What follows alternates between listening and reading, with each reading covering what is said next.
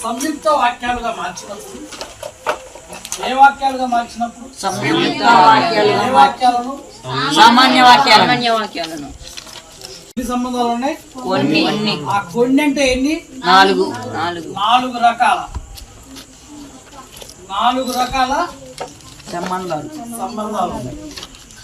అవేంటో చెప్తారా? కానీ మరియు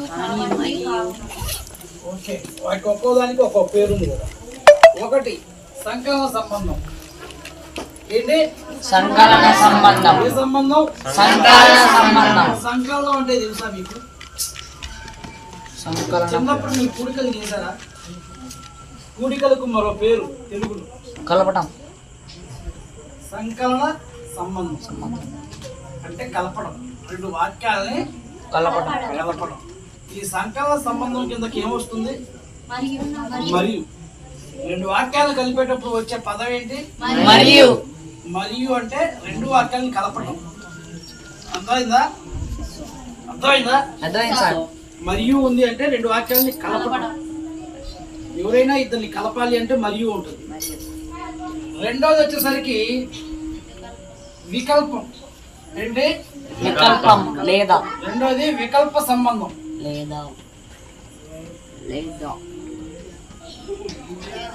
లేదా అంటే విడదీయటం. వాడు లేదా వీడు, ఎవరు ఒక్కళ్ళే.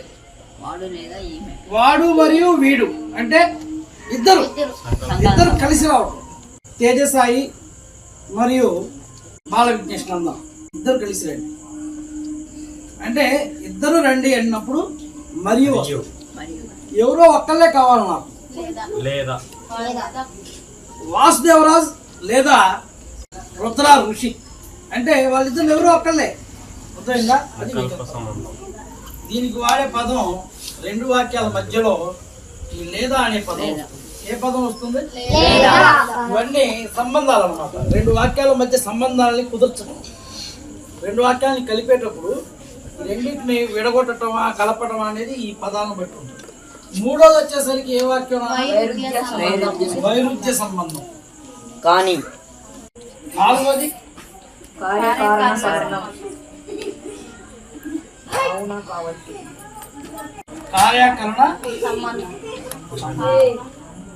కావున కాబట్టి.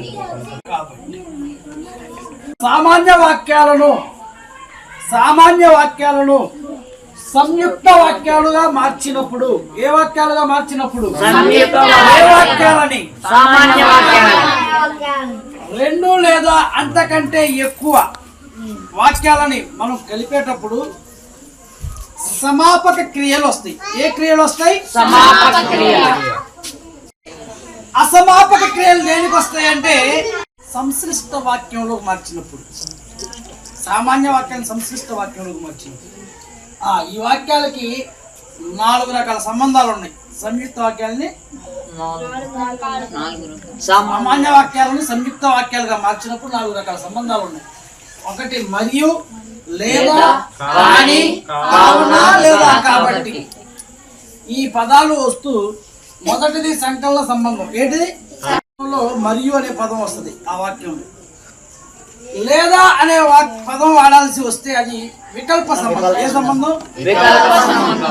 మూడోది వైరుధ్య సంబంధం. ఏ సంబంధం? దానికి వచ్చే పదం ఏంటి? కానీ. కార్యకరణ సంబంధం ఏంటి?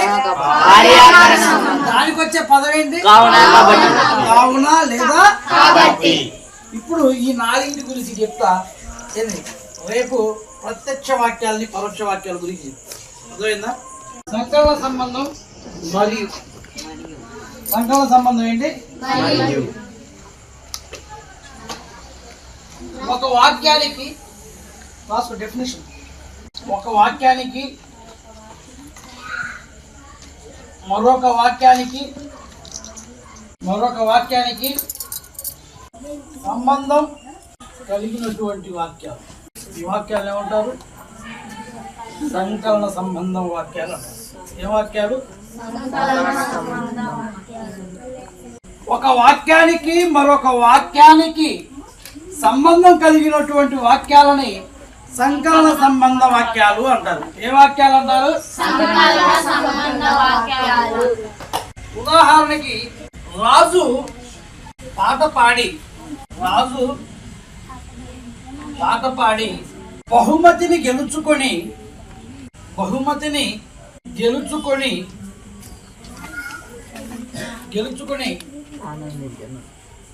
అందరి ప్రశంసలను అందుకున్నాడు.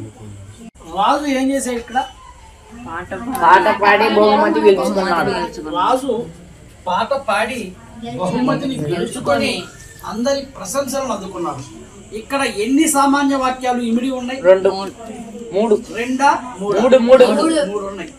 రాజు ఏం చేశాడు? పాట పాడాడు. బహుమతి రాజు ఏం చేశాడు? గెలుచుకున్నాడు. రాజు ఏం చేశాడు? ఇలా ప్రతి దానికి ఒక సంబంధాన్ని కలుపుకుంటూ రాయాలి. లేదా అంటే ఏదో ఒక్క జరిగి ఉంటుంది.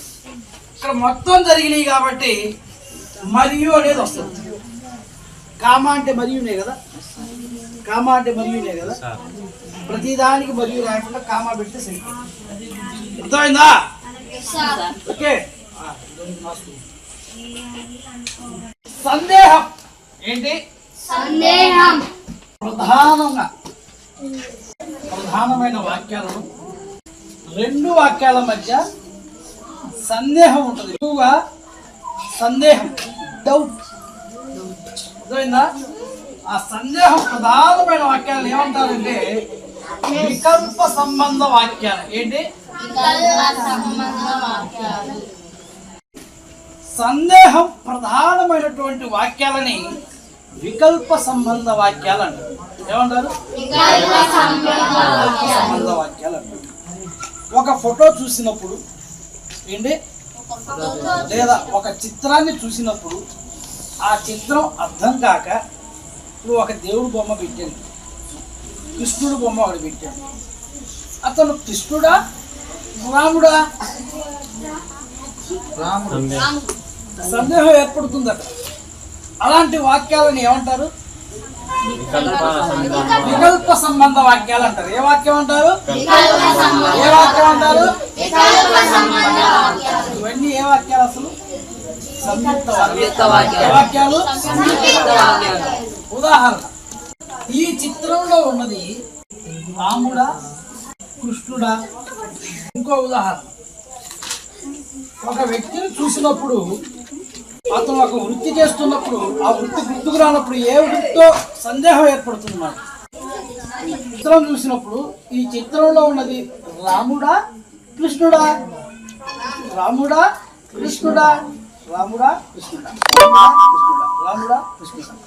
అలాంటి వాక్యాలని వికల్ప సంబంధ వాక్యాలు అంటారు. ఏ వాక్యాలు అంటారు? వైరుధ్య సంబంధ వాక్యంలో కాని అనే పదం వస్తుంది.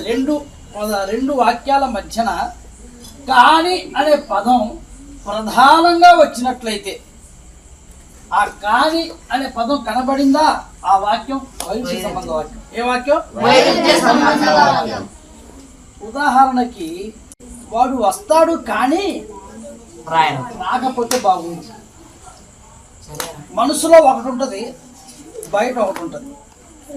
ఈరోజు ట్యూషన్ ఉంటుంది కానీ ఉండకపోతే బాగుంది. దీనికి సంబంధం కాని అనే పదం వస్తుంది.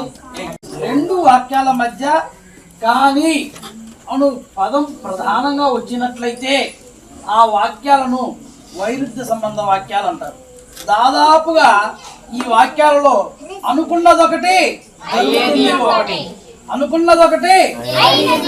అలాంటి వాక్యాలు అన్నమాట. వారు పొమ్మను వారు కాదు, వారు పొమ్మనైతే చెప్పరు, ఉండమనే చెప్తారు. కానీ పొమ్మంట కోసం ఏం చెప్తారంటే పొయ్యిలో కట్టెలు పెట్టి పొగ పెంచుతుంది. ఆటోమేటిక్ గా మనం ఏం చేస్తాం, అన్నారు బాబు అని చెప్పి వెళ్ళిపోతాం. వాడు కోరుకుంది ఏంది, మనం పొమ్మంటాం. కానీ వాడు పొమ్మని చెప్పడు. బయటేమో పొమ్మని చెప్పడు, లోపలేమో పొమ్మని చెప్తుంది. అదే ఉదాహరణ, వారు పొమ్మను వారు కాదు కానీ పొగబెట్టువారు. అర్థమైందా? అదే విధంగా మబ్బు బాగా పట్టింది కానీ వర్షం పడకపోతే బాగుండు. స్టేషన్ వచ్చింది కానీ చుట్టాలు రాలేదు. స్టేషన్ వచ్చింది కానీ చుట్టాలు రాలేదు. ఇలాంటి వాక్యాలని వైరుధ్య సంబంధ వాక్యాలు. రెండు వాక్యాల మధ్యలో కావున లేదా కాబట్టి ఈ రెండు పదాలు ఏ పదమైనా సరే రెండు వాక్యాల మధ్యలో వచ్చినట్లయితే ఆ వాక్యాలని కార్యాకరణ సంబంధ వాక్యాలు అంటారు. ఏమంటారు? ఏ వాక్యాలు అంటారు? కార్యాకరణ సంబంధ వాక్యం సంయుక్త వాక్యమా కాదా? సంయుక్త వాక్యమే. సంయుక్త వాక్యమా కాదా? సంయుక్త వాక్యం. ఉదాహరణ రాసుకో. రెండు వాక్యాల మధ్యలోనే కదా. కార్యాకరణ సంబంధ వాక్యాలకు ఉదాహరణలు. మా విద్యార్థులు చదవలేదు. మా విద్యార్థులు ఏం చేయలేదు? చదవలేదు. కాబట్టి ఉత్తీర్ణత సాధించలేదు. కాబట్టి అతడు విపరీతంగా పొగ తాగుతున్నాడు. కాబట్టి ఊపిరితిత్తుల వ్యాధి వచ్చింది. ఏమొచ్చింది? ఇక్కడ ఎన్ని వాక్యాలు ఉన్నాయి? రెండు వాక్యాలు ఉన్నాయి. ఎన్ని ఉన్నాయి? రెండు వాక్యాల మధ్యలో ఏమొచ్చింది? దాదాపుగా ఒక పని జరుగుతున్నప్పుడు జరిగిన పని ఒక వాక్యం అయితే ఇంకో వాక్యం దానికి కారణాలు ఎత్తుక్కొని చెప్పటం. ఏంటి? ఇక్కడ మొదటి ఉదాహరణలో ఉత్తీర్ణత సాధించలేదు. అతను అసలు తప్పాడు, ఉత్తీర్ణత సాధించలా. ఇది అసలు జరిగింది. ఇది ఎందుకు జరిగింది రా అని అడిగితే వాడు ఏం చెప్పాడంటే మా విద్యార్థులు బాగా చదవలేదు కాబట్టి ఉత్తీర్ణత సాధించలేదు. మా విద్యార్థులు చదవలేదు కాబట్టి ఉత్తీర్ణత సాధించలేదు. మొత్తానికి ఏం జరిగింది? ఇక్కడ ఉత్తీర్ణత సాధించలేదు. ఇక్కడ ఇతనికి ఏమైంది? మొత్తానికి ఊపిరితిత్తుల వ్యాధి వచ్చింది. అదేందిరా ఊపిరితిత్తుల వ్యాధి వచ్చింది అంటే ఏం చెప్తారు? అతను విపరీతంగా పొగ తాగుతాడు కాబట్టి ఊపిరితిత్తుల వ్యాధి వచ్చింది. ఏమొచ్చింది? ఇలాంటి వాక్యాలని కార్యాకరణ సంబంధ వాక్యాలు అంటారు. ఇలాంటి వాక్యాలని సంకలన సంబంధ వాక్యం. ఏంటి? దాంట్లో వచ్చే పదం ఏంటి? మరియు. రెండవది వికల్ప సంబంధ వాక్యం. రెండవది ఏంటి? దాంట్లో వచ్చే పదం. మూడోది వచ్చేసరికి వైరుధ్య సంబంధ వాక్యం. ఏంటి? దాంట్లో వచ్చే పదం ఏంటి? కాని. ఇక చిట్ట చివరిగా ఏంటి? పదం ఏంటి? ఈ ఉదాహరణలా ఇచ్చి ఇది ఏ వాక్యం అంటారు. అప్పుడు మనం కాబట్టి అని ఉంటేనేమన్నా కార్యాకరణ సంబంధం, మరియు అని ఉంటేనేమన్నా సంకలన సంబంధ వాక్యం, లేదా అని ఉంటేనేమన్నా వికల్ప సంబంధ వాక్యం. కాబట్టి ఉన్నా కానీ కార్యాకరణ సంబంధ వాక్యమే. వైరుధ్య సంబంధ వాక్యం కానీ. ఈ 4 పదాలు ఏదైతే ఉన్నాయో మీకు చెప్పిన వాటి చివరిలో రాసిన పదాలు, ఆ పదాలు ప్రధానంగా 2 వాక్యాల మధ్య వస్తూ ఉంటే వాటికి సంబంధిత వాక్యాలని అర్థం. ఇది అయిపోయింది.